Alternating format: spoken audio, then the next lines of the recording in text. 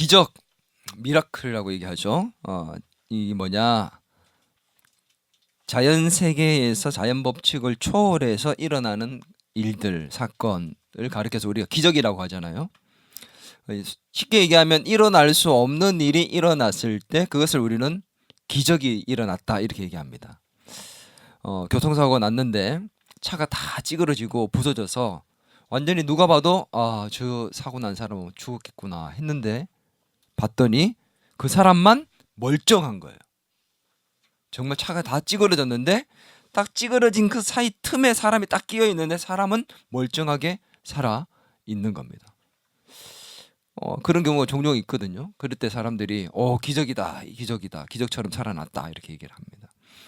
또 암에 걸려서 복수가 다 차서 죽기 직전에 이르렀던 사람이 갑자기 복수가 사라지고 또 심지어 암덩어리까지 사라져서 멀쩡하게 살게 된 경우, 그런 목사님이 계셔가지고 인천에 계셔서 그 목사님이 또 유명 목사님 되셨죠. 그런 경우가 일어났을 때 기적이 일어났다 그렇게 얘기를 합니다. 분명히 이제 복수가 차는 거는 마지막이거든요. 죽는 거거든. 근데 갑자기 죽을 지경에 이르렀고 가족들도 다 이제 마지막이라고 임종을 지키기 위해 왔었고 했는데 그 복수가 다 빠지고, 복수가 빠질 뿐만 아니라 그 암 덩어리 자체가 사라져 버려서 목회를 다시 잘할 수 있게 되었던 목사님. 이런 일들을 겪을 때 우리는 기적이 일어났다 그렇게 얘기를 합니다.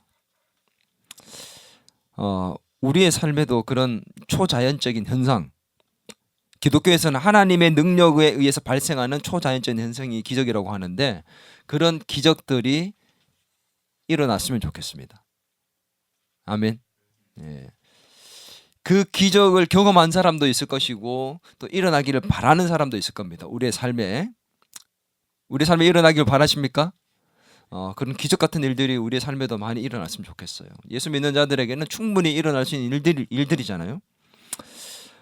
성경에는 이런 수많은 기적들에 대한 기사들이 많이 나와 있습니다.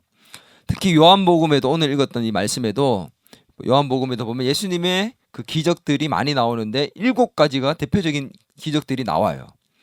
가나의 혼인잔치에서 물로 포도주를 만든 사건, 왕의 신하의 아들을 말씀으로 고쳤던 사건, 베데스다 연못에 38년 된 병자를 고쳤던 사건, 오병이어 기적의 사건, 물 위를 걸으셨던 사건, 날 때부터 맹인된 자의 눈을 뜨게 했던 사건, 그리고 마지막이 바로 오늘 본문인 죽은 나사로를 살렸던 기적입니다. 너무 유명한 이 기적들이 요한복음에 딱 나오는데 특이한 점은, 다른 복음서와 다르게 특이한 점은 요한은 이 모든 기적들을 기적이라고 말을 하지 않았고 뭐라고 얘기한 줄 아세요? 표적이다 이렇게 얘기를 합니다. 표적은 뭘까요? 기적은 초자연적인 그 능력이 펼쳐지는 현상인데 표적은 뭐냐면 이 기적이 일어났을 때 하나님께서 전하시고자 하는 특별한 메시지와 사인, 신호가 담겨져 있다라고 보는 것을 표적이라고 하는 겁니다. 그냥 초자연적인 그 능력이 나타나는 것은 기적인데 그 기적의 의미가 부여되어지고 그 기적을 통해서 나타내고 드러내고 싶은 메시지, 의미, 의도, 신호, 사인이 담겨져 있다고 하는 것이 바로 표적이라는 겁니다. 이 요한복음에 나온 모든 기적들은 요한은 표적이라고 얘기를 했습니다.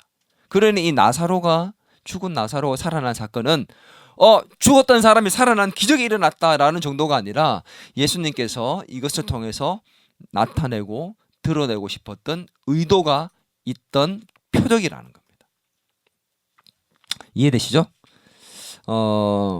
예수님은 이 나사로의 이 살리는 사건을 통해서 생명의 주인이시라는 것, 그리고 하나님의 영광, 이것들을 다 드러내시고 싶어 했습니다. 근데 이 나사로의 죽음과 다시 살아났던 이 부활의 사건은 나사로 단 한 사람만의 사건이 아니었습니다. 이 한 사람만의 문제가 아니었죠. 나사로를 통해서 우리 모두, 저와 여러분 모두에게 그 의미를 부여하고자 하는 것이 있었습니다. 그래서 나사로의 이 부활이 나에게 주는 의미가 뭔가? 그것을 오늘 우리는 함께 살펴보려 합니다. 나사로는 직접 몸으로 죽었다가 다시 살아나는 것을 경험했습니다. 놀랍지 않습니까, 여러분? 생각해 보십시오. 내가 죽었는데 4일 만에 다시 살아났어요. 그걸 내가 직접 경험한 게 누구라고요? 나사로입니다. 죽었다가 다시 살아났으니 어떻겠습니까? 요즘 같으면 정말 뉴스 헤드라인에 나와서 세계 탑 뉴스로 그냥 난리가 났을 사건이잖아요. 그죠? 근데 그걸 직접 경험한 게 나사로였습니다. 그 바로 옆에 있었던 이웃들과 가족이었던 마르다와 마리아도 직접 경험한 게 아니라 부활을 간접적으로 경험했습니다. 오라버니가 죽었다가 살아나는 걸 통해서 부활을 간접적으로 경험했습니다. 오늘 저와 여러분은 더 간접적으로 오늘 듣는 이 말씀을 통해서 나사로의 부활에 대한 그 말씀을 통해서 나사로가 다시 살아난 것을 간접적으로 우리는 다시 같이 경험을 하는 겁니다. 그런데 저는 그 간접 경험으로 그치는 것이 아니라 나사로처럼 우리도 부활의 능력을 경험하는 삶이 되었으면 좋겠다고 저는 생각하면서 이 말씀을 준비했습니다. 아멘. 간접 경험. 나사로가 2000년 전에 죽었다가 다시 살아난 사건을 듣고 간접으로 경험하는 게 아니라 그 사건을 듣고 난 다음에 우리의 삶에도 부활의 능력이 경험되어지는 직접적인 경험이 있었으면 좋겠다는 것입니다. 이게 저의 간절한 기도고 바람입니다. 그렇게 될 줄 믿습니다. 그렇다면 부활의 능력을 경험하기 위해서, 그런 삶을 살기 위해서 우리가 어떻게 해야 될까? 오늘 저는 그것을 말씀 속에서 함께 나누려 합니다. 한번 따라하겠습니다. 첫 번째 한번 따라합니다. 하나님의 큰 그림을 믿어야 합니다. 네. 예수님께서 나사로가 병들었다는 소식을 듣게 돼요. 그런데 듣고 난 다음에 바로 가시지 않고 거기에 이틀을 더 계십니다. 요한복음 11장 6절에서 7절 같이 한번 읽어보겠습니다. 시작. 나사로가 병들었다 함을 들으시고 그 계시던 곳에 이틀을 더 유하시고 그 후에 제자들에게 이르시되 유대로 다시 가자 하시니. 예수님이 계셨던 곳에서 나사로가 있던 그 베다니까지의 거리는 한 5리 정도 되었다고 합니다. 10리를 가는데 성인 걸음으로 가면은 4km를 가는 그 거리가 1시간이면 되거든요. 5리면 30분. 넉넉 잡아도 1시간 아니면 충분히 갈 수 있는 가까운 거리예요. 나사로가 병들었다는 소식을 전했다. 그 당시에는 웬만한 병들은 그냥 병원에 가지도 않고 그냥 치료를 받았습니다. 근데 병원에 갈 정도면은 심각한 병이었고 예수님을 찾아올 정도면 중병이라는 것을 인지할 수 있습니다. 죽을 병에 걸렸다는 것을 아셨지만 예수님은 거기에서 1시간이면 충분히 갈 수 있는 거리를 가시지 않고 이틀을 더 머무셨습니다. 나사로와 그 누이들을 성경 보면은 예수님이 사랑했다라고 얘기를 해요. 그리고 나사로의 죽음 앞에서 예수님은 눈물까지 흘리셨습니다. 예수님이 사랑했고 그 죽음 앞에서 눈물까지 흘리셨던 그 정도의 관계를 생각할 때는 죽을 병에 걸렸고 예수님이 그것을 치료할 수 있는 능력이 있잖아요. 그러면 그 소식을 들었을 때 다른 것을 멈추고 다 내려놓고 얘들아 지금 나사로가 내 사랑하는 제자 나사로가 죽을 병에 걸렸단다. 일단 우리가 이거 잠깐 내려놓고 가서 빨리 치료부터 해놓고 우리가 오자. 그리고는 가서 딱 치료하고 올 수 있잖아요. 근데 가시지 않았어요. 이틀을 더 머무십니다. 여러분 이상한 거 발견 못합니까? 이틀을 더 머물고 나사로에게 갔을 때 며칠 만에 도착했다고요? 나사로가 죽은 지 나흘. 1시간도 안 걸릴 거리인데 이틀을 유하고 갔으면 이틀 만에 도착해야 되잖아요. 그죠? 근데 나흘을 지난 이후에 4일을 지난 이후에 도착을 했대요. 왜요? 이 1시간도 안 되는 거리를 기어서 간 걸까요? 아니잖아요. 오늘 성경에 보니까 그 후에 제자들에게 이르시되 유대로 다시 가자 이렇게 얘기하셨습니다. 아니 지금 급한 상황이에요. 사랑하는 사람이 죽게 생겼어요. 내가 고칠 수 있어요. 30분, 1시간이면 갈 수 있습니다. 거리가. 근데 이틀을 유하여 있었고 머물러 있었고 일어나서는 또 베다니로 바로 가지도 않습니다. 자기를 죽이려 했던 그 유다 땅으로 다시 가자고 합니다. 이상하지 않아요? 예수님이 사랑했다는 것이 거짓말일까라고 의문이 들을 정도입니다. 근데 이 원어를 이렇게 찾아보면요, 이 5절과 6절 사이에 6절 앞에 접속사가 있는데 우리 한글 성경에는 그게 생략되어 있습니다. 접속사가 뭐냐? 한번 따라할까요? 그러므로, 그런즉, 예, 영어로는 therefore 하죠. 그런즉, 그러므로. 이 접속사는 바로 결과를 나타낼 때, 앞의 일에 대해서 결과를 얘기해 줄 때 사용되는 접속사입니다. 자, 이 그러므로를 한번 넣어서 한번 6절을 읽어볼까요? 5절과 6절 같이 한번 읽어보겠습니다. 예수께서 본래 마르다와 그 동생과 나사로를 사랑하시더니 그러므로 나사로가 병들었다함을 들으시고 그 계시던 곳에 이틀을 더 유하시고. 이게 말이 맞습니까? 나사로와 그 동생들을 사랑하시더니 그러므로, 그 다음에 어떻게 나와요? 정상이에요. 나사로가 병들었다함을 들으시고 그 계시던 곳을 박차고 일어나 제자들과 함께 바로 베다니로 가셨더라라고 얘기해야 이게 흐름이 맞아요. 그러므로라는 그 접속사가 들어가면 이 앞에 있는 말에서 이게 이어져야 되는데 흐름상 이게 내용이 맞지 않습니다. 사랑하셨더라. 그러므로 병들었다는 소식을 듣고 빨리 그를 찾아가셨더라라고 얘기를 해야 되는데 이틀을 더 유하셨다라고 나왔다는 거죠. 이것은 예수님에게 분명한 의도가 있다는 것을 보여주는 장면입니다. 예수님이 의도를 갖고 거기에 머물러 있었다라는 것, 그것을 보여주는 거예요. 사랑합니다. 그래서 의도를 갖고 거기에 머물렀다는 겁니다. 사랑하기 때문에 머물렀다는 거예요. 이해가 안 되죠? 사랑하면 가서 고쳐야죠.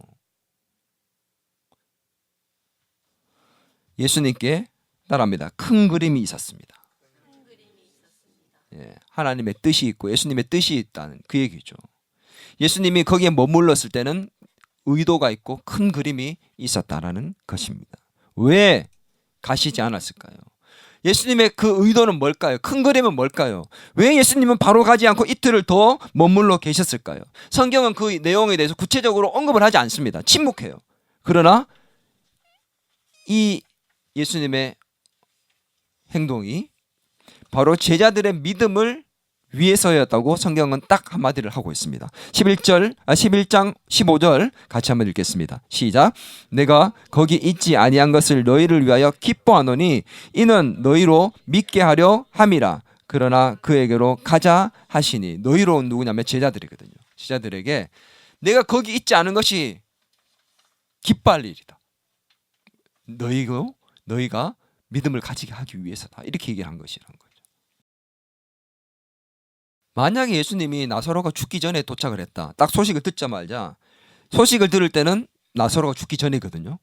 들었을 때 빨리 가자. 그리고 오늘 제자들과 함께 가서 죽기 전에 있던 그 나사로를 만났으면 100% 예수님이 고칠 수 있습니다. 그 이전에도 많이 고쳤고 예수님은 병자들을 낫게 할 수 있었기 때문에 마르다와 마리아가 예수님을 불렀던 거고 예수님 고칠 수 있었고 고치는 걸 봤습니다. 그렇다면 죽은 나사로를 다시 살리는 예수님의 능력, 부활의 능력은 볼 수 없었겠죠.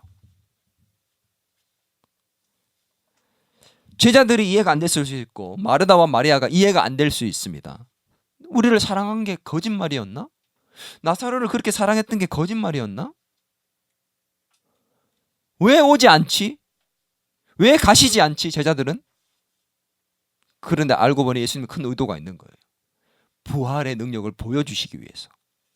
그래서 부활의 능력이 있다는 것을 보여주시고 그것은 예수님이 생명의 주인이라는 것을 보여주시고 생명의 주인이라는 것은 바로 그가 하나님이라는 것을 보여주시고 믿게 하기 위한 의도가 있었다라는 것입니다. 우리는 일이 이렇게 잘 안 풀리면 예수님의 사랑을 의심합니다. 날 사랑하시지 않나? 계시지 않는 건가? 그러나 부활의 능력을 경험하려면, 여러분 부활의 능력을 경험하고 싶습니까? 내 삶에서 그거를, 기적을 체험하며 살고 싶어요? 그러면 뭐부터 일어나야 되는 줄 알아요? 죽음부터 있어야 돼요. 죽음이 없는데 어떻게 부활이 일어납니까?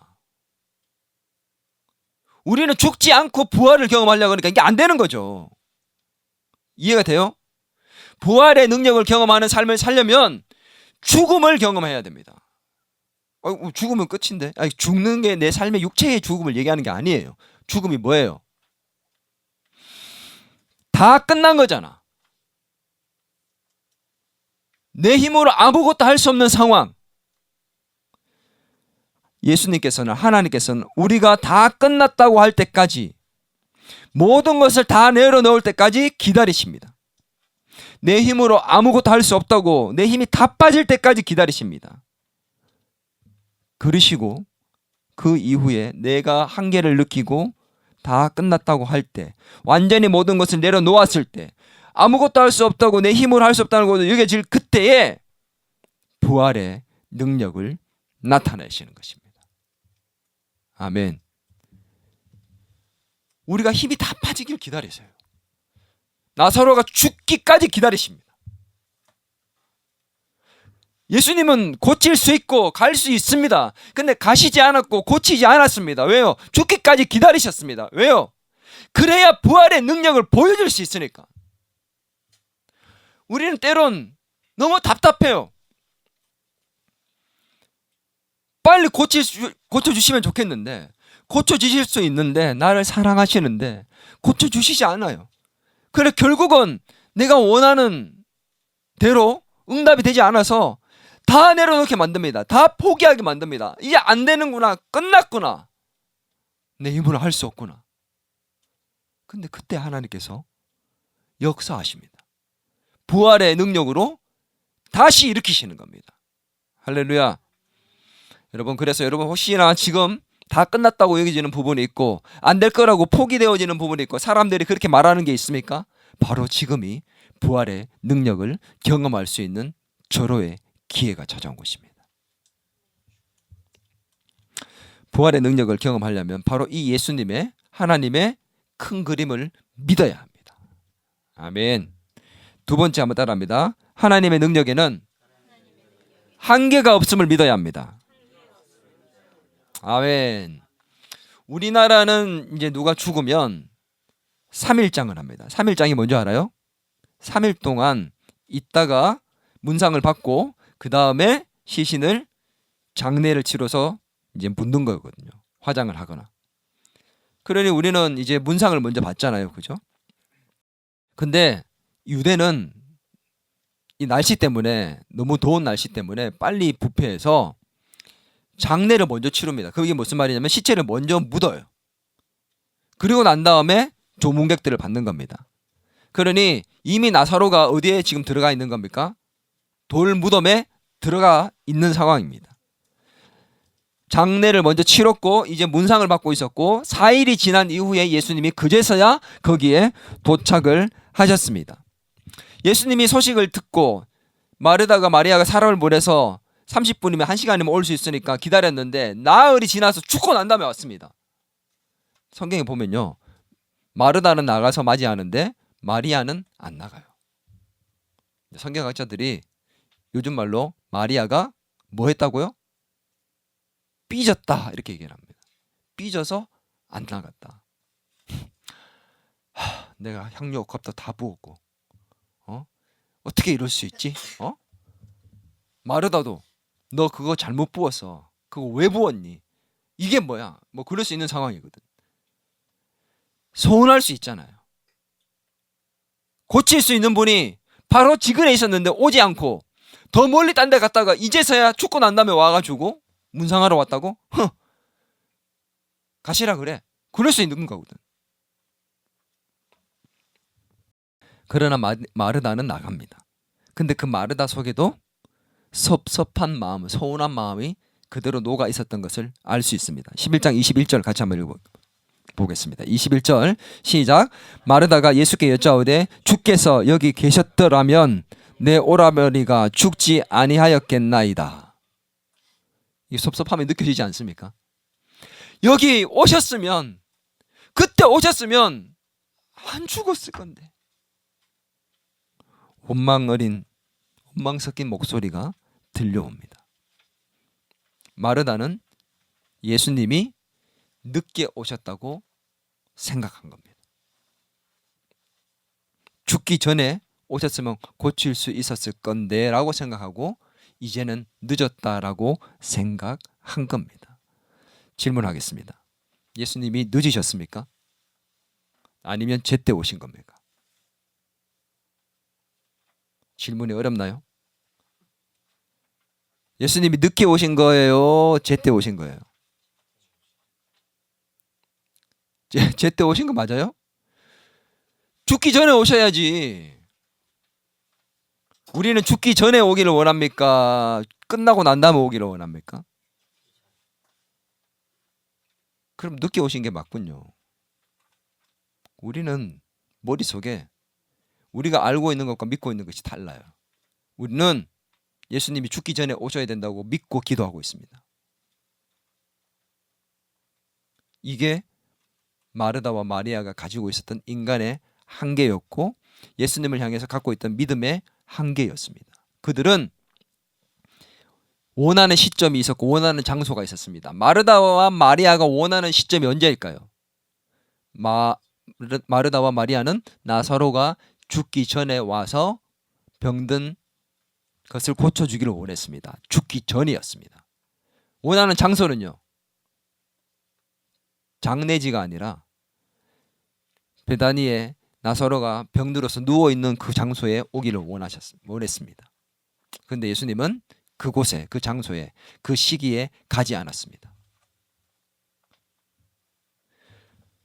마르다와 마리아는 예수님을 시공간이라는 그 인간의 한계 안에다 예수님을 가둬놨습니다. 마르다와 마리아의 믿음은 한계가 있는 믿음이었습니다.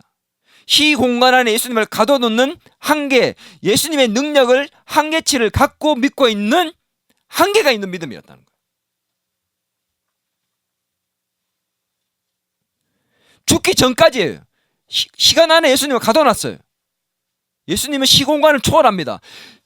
예수님께서는 보세요, 베다니에 오시지 않고 그 소식을 듣고 그 자리에서, 예를 들어서 그 자리에서 그 온 하인들에게 가라, 나사로가 나았다라고 얘기하는 그 말 한마디면 거기에서 바로 고칠 수 있습니다.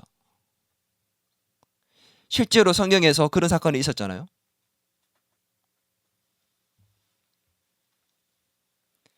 오늘 예수님은 공간을 초월해서 그 자리에서 바로 나사로를 고칠 수가 있었습니다. 나흘이 지났잖아요. 그죠? 죽고 난 다음 나흘이 지났습니다. 시간을 초월하시는 분이기 때문에 예수님에게는 늦다는 것이 없어요.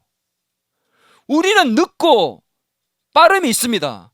빨리 되었으면 좋겠고, 빨리 해결되었으면 좋겠고, 이때까지 되었으면 좋겠습니다. 이날까지 되었으면 좋겠습니다. 우리는 시간이 있지만 예수님은 시간적인 한계가 없는 분입니다. 아멘. 마르다와 마리아는 예수님을 한계 안에 가둬놓고 그 자신의 믿음의 틀 안에서 예수님을 믿고 있었습니다.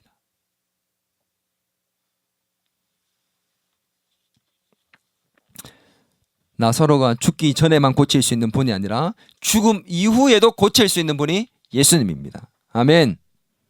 마르다와 마리아는 죽음이라는 한계를 뛰어넘지 못했지만, 나사로가 죽었기 때문에 다 끝났다고 생각했지만 예수님에게는 끝이 아니었습니다. 예수님은 그들을 향해서, 이 한계의 믿음을 가진 그들을 향해서 놀라운 말씀을 하셨습니다.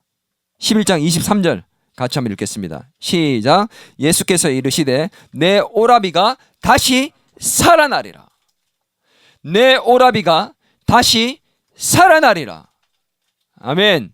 여러분에게 어떻게 들립니까? 저에게 그렇게 충격적으로 들리다. 너의 삶이 다시 살아나리라.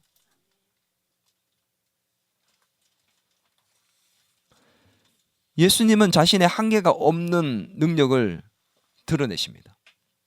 다시 살 거다. 여러분, 예수님이 한계가 없다는 걸 믿습니까? 한계가 없으신 예수님의 능력을 믿습니까? 마르다와 마리아 그리고 그 당시에 거기에 있었던 사람들하고 똑같이 생각하지 않습니까? 이제 끝났다. 이젠 끝이야. 더 이상 손쓸 수가 없어. 여기까지가 한계야. 이건 안 되겠지. 여러분 자기 스스로에게 저 사람은 정말 하나님이 함께 하시고 능력이 나타나고 잘 되는데 나는 안 될 것 같아. 내겐 일어나지 않겠지. 이건 될까? 이건 안 되겠지. 수많은 한계 안에다 예수님을 다 가둬놨어요. 여러분, 예수님이 어디 한계에 갇히신 분입니까? 하나님의 한계가 있습니까? 하나님의 능력은 한계가 없습니다. 다만 나의 믿음에만 한계가 있는 겁니다. 내 믿음이 한계가 있는 거지 하나님의 능력에는 한계가 없음을 믿어야 합니다. 아멘. 그래야 부활의 능력을 경험할 수 있어요. 우리는 우리가 정해놓은 그 시간, 데드라인까지 응답받아야 된다고 생각합니다. 시간을 정해놨어요. 한계를 정해놨어요. 예수님이 그때까지 하셔야 됩니다. 예수님은 그런 시간을 초월하는 분입니다. 그게 안 돼도 그 이후라도 더 좋은 것으로 해결할 수 있거든요. 나사로가 죽기 전에 해결하면 좋지요. 그런데 죽고 난 다음 해결하니 더 좋지 않습니까? 여러분, 죽기 전에 살리는 게 쉬워요. 죽고 난 다음에 살리는 게 쉬워요. 죽기 전에 살리는 게 잠깐만 얘기했습니다. 죽기 전에 살리는 게 어려워요. 죽고 난 다음에 살리는 게 어려워요. 죽고 난 다음에 살리는 게 더 어려워요. 그걸 보여주셨잖아요. 내가 내 입장에서 죽기 전에 살아난 게 엄청난 기쁨이겠습니까? 죽고 난 다음에 살아나는 게 기쁨이겠습니까? 더 큰 걸 주신 겁니다. 우린 이걸 보지 못합니다. 이 큰 그림을 보지 못하고 이 능력을 믿지 못하는 겁니다. 한번 따라합니다. 끝나도 끝난 게 아니야. 우리는 이 믿음이 있을 때 다 끝났다고 다른 사람들이 전부 다 손가락질하고 너 이제 끝이야 라고 얘기하고 이제 안 되라고 얘기할 때 웃을 수 있는 겁니다. 할렐루야. 한 번 더 자기에게 얘기합시다. 끝나도 끝난 게 아니야. 이 믿음이 우리에게 있어야 될 줄 믿습니다. 아멘. 이번에 성적이 꼭 올라야 된다. 이번에는 꼭 합격해야 돼. 이번에는 회사에 꼭 들어가야 돼. 올해까지는 결혼을 해야지. 이번 달까지는 돈이 꼭 있어야 되는데 다음 주까지인데 그거는 우리 인간에게 있는 시간적인 한계일 뿐입니다. 예수님에게는 한계가 없습니다. 데드라인이 없어요. 죽어도 살겠고 내가 다시 살게 하리라. 아멘. 이 한계가 없는 예수님을 믿어 부활의 능력을 경험하는 저와 여러분이 되었으면 좋겠습니다. 마지막으로 한번 따라합니다. 부활이 현재 나의 삶 속에서도 일어날 수 있음을 믿어야 합니다. 예수님께서 나사로가 다시 살아날 것이라고 충격적인 말을 하셨잖아요. 예수님이 얘기했습니다. 자, 다시 살아날 거라고 얘기했으면 믿어야 되잖아요. 그죠? 근데 이 마르다가 부활 신앙을 고백합니다. 그 얘기를 듣고. 자, 한번 볼까요? 11장 24절 시작. 마르다가 이르되 마지막 날 부활 때에는 다시 살아날 줄을 내가 아나이다. 이게 지금 반쪽짜리 부활 신앙이에요. 예수님이 다시 살아날 거라고 얘기를 하니까 마르다가 부활 신앙을 고백하는데 부활 신앙이 있어요, 없어요? 마르다에게 부활 신앙이 있습니다, 분명히. 근데 이게 반쪽짜리예요. 부활 신앙이 있는데 이 마르다의 부활 신앙은 종말론적인 부활 신앙입니다. 그게 무슨 말이에요? 마지막 때에 하나님 나라가 임할 때 그때 나사로가 다시 살아날 것을 믿습니다 라고 얘기하는 종말론적 먼 미래에 일어날 부활 사건으로 믿고 고백합니다. 예수님은 근데 지금 언제의 사건을 얘기하는 거예요? 예수님 재림하실 때 종말의 사건을 얘기하는 겁니까?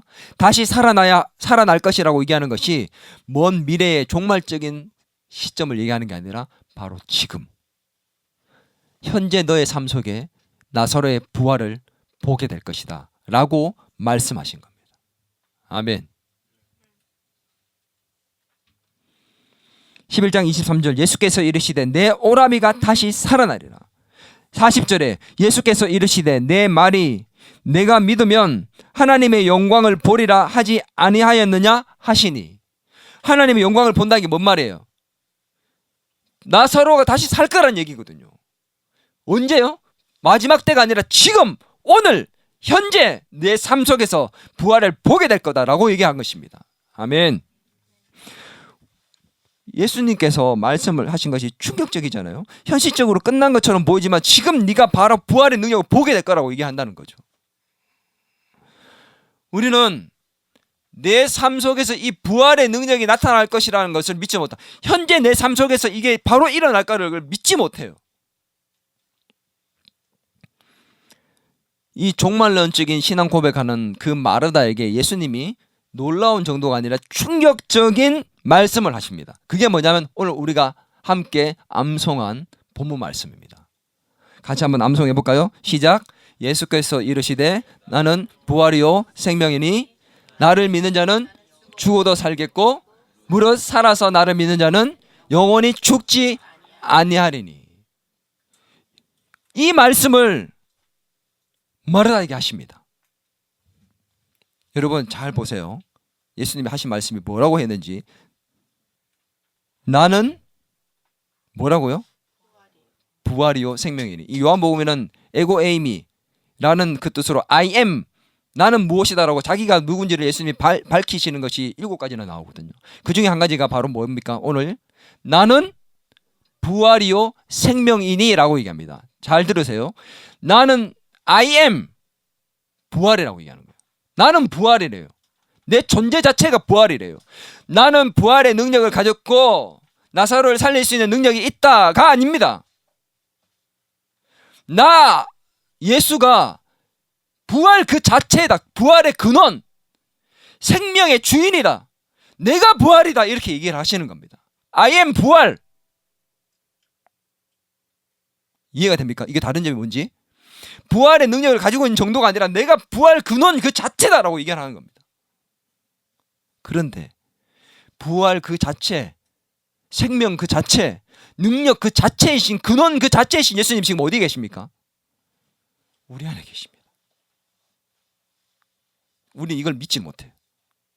그러니 내 삶의 현재 삶 속에서 부활의 능력이 드러날 수가 없는 겁니다.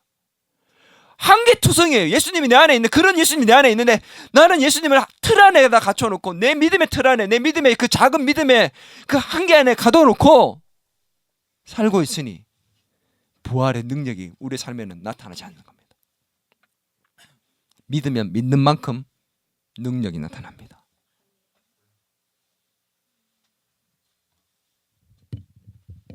다 끝났다 생각하면 끝난 거예요. 예수님이 능력을 나타낼 수가 없습니다. 부활의 능력은 현재 우리의 삶 속에서 나타날 수 있다는 것을 믿어야 합니다. 아멘. 하나님께서 아브라함에게 100세의 아들 이삭을 주셨습니다. 그리고 뭐라고 합니까? 그 아들을 번제로 바치게 했습니다. 100세에 줬는데 그 아들을 번제로 바치래요. 죽이래요. 분명히 하나님께서는 이삭을 통해서 내 자손이, 후손이 하늘의 별처럼 많을 거라 했는데 지금 번제로 바쳐서 죽이라고 합니다. 근데 아브라함이 어떻게 했어요? 이삭을 번제로 바칩니다. 어떻게 그렇게 할 수 있었을까요? 히브리서 11장 19절에 그 이유를 얘기해 줍니다. 아브라함이 그렇게 100세에 받은 아들을 이삭을 죽일 수 있었던 이유, 번제로 드릴 수 있는 이유. 시작. 그가 하나님이 능히 이삭을 죽은 자 가운데서 다시 살리실 줄로 생각한지라. 아브라함은 하나님이 자기가 번제로 이를 잡아서 죽여도 번제로 잡는 게 그냥 죽이는 게 아니잖아요. 각을 떠가지고 칼로 뜯어내서 불로 태워서 죽이는 겁니다.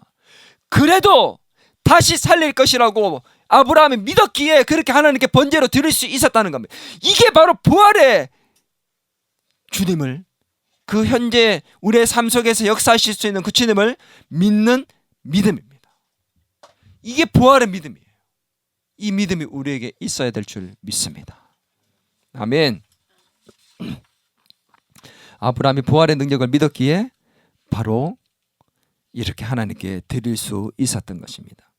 오늘 이 아브라함의 부활의 능력을 믿는 믿음이 저와 여러분에게 있기를 바랍니다. 지금 나의 문제, 지금 현재 나의 문제를 해결할 수 있는 그 부활의 능력, 마르다처럼 부활의 믿음이 있긴 한데 예수님이 부활하셨습니다라는 걸 믿고 우리도 나중에 부활할 것입니다라는 것을 믿는 그 정도의 믿음이 아니라 거기에서 그치고 지금 현실에서 나 서로가 살 거라는 것을 믿지 못하는 그 마르다의 믿음이 우리에게 있어서는 안 돼요. 반쪽짜리 부활 믿음이 아닌 온전한 부활 신앙을 갖는 저와 여러분이 되었으면 좋겠습니다. 아멘.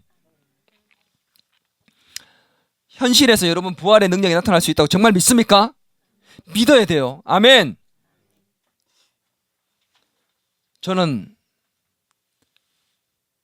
이제 어머니가 일찍 돌아가셔가지고 할머니 밑에서 컸어요. 할머니가 저희 어머니와 같이 저를 키웠습니다. 근데 그 할머니가 저와 동생을 키우셨는데 암에 걸리셔서 의사가 암 수술을 하게 됐고 그 암 수술을 할 때 저와 여기 계신 저희 아버지가 함께 그 병실 그 수술실 앞에서 기다리고 있었습니다. 근데 들어가서 분명히 10시간 이상 오래 걸린다고 했는데 얼마 안 돼서 의사가 갑자기 나오셨어요. 그래서 저와 아버지가 같이 가서 의사에게 얘기를 들었습니다.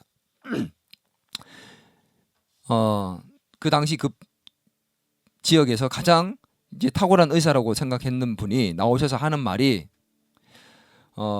수술을 하기 위해서 개복을 했는데 실제로 열어봤더니 이 암이 덩어리가 너무 크고 또 온몸에 전이가 다 퍼져가지고 전이가 다 되어서 손을 쓸 수가 없습니다. 이게 그냥 한두 군데 잘라낼 수 있는 게 아니라 다 퍼져 있어가지고 이제 이거는 다 잘라내면 그냥 죽습니다. 그러니 그냥 큰 안 덩어리 하나만 지금 제거를 했습니다. 이대로 덮어야 될 것 같습니다. 라고 얘기를 했습니다.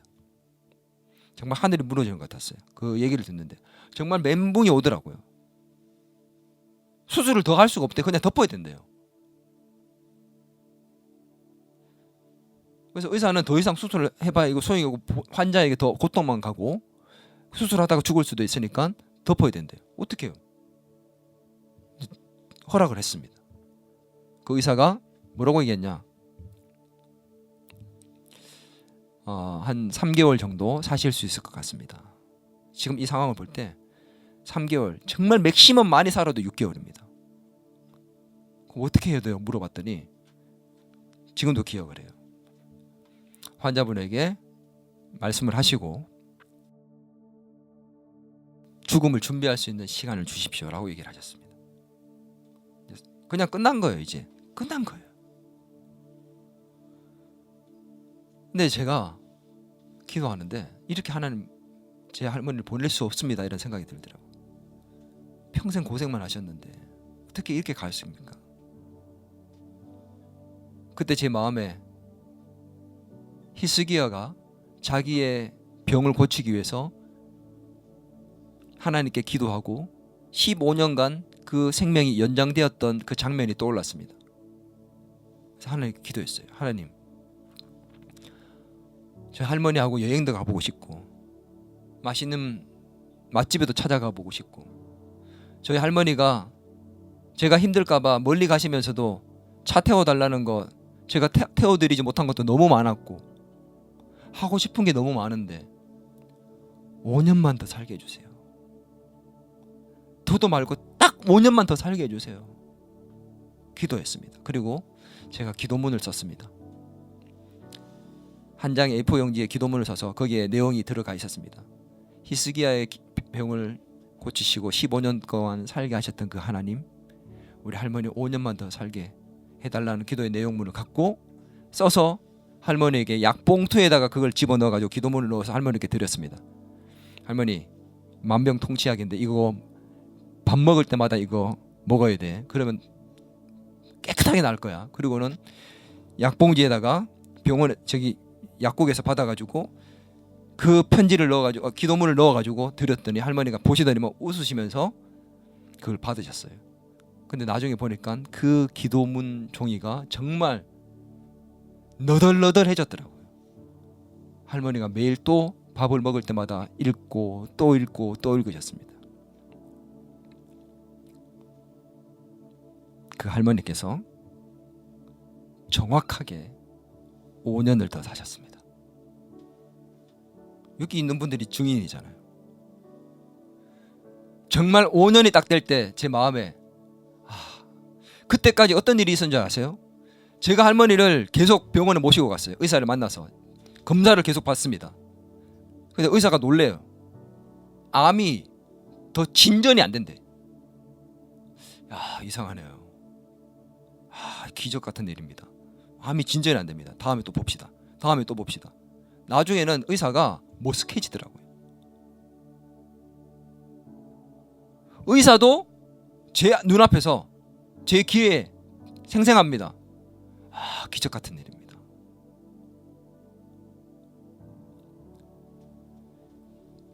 그렇게 할머니가 딱 5년을 더 사셨습니다. 그때 제 마음에 5년째 되는 해에 하나님께 기도했고 약속하셨던 그 시간이 다 찼는데 암이 멈춰 있었어요. 근데 5년째 될 때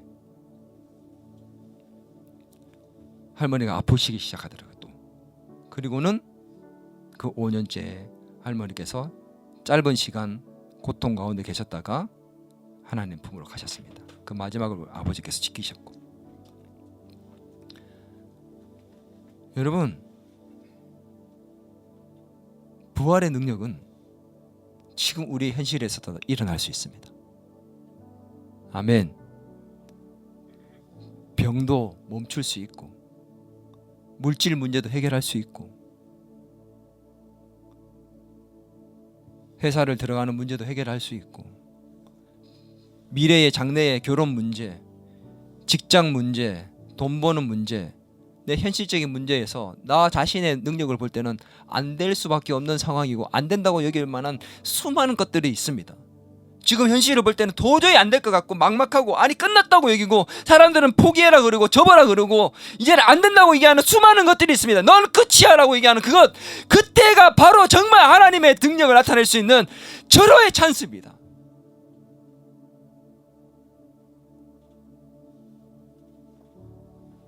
저와 여러분이 이 주님의 부활의 능력을 경험할 수 있기를 바랍니다.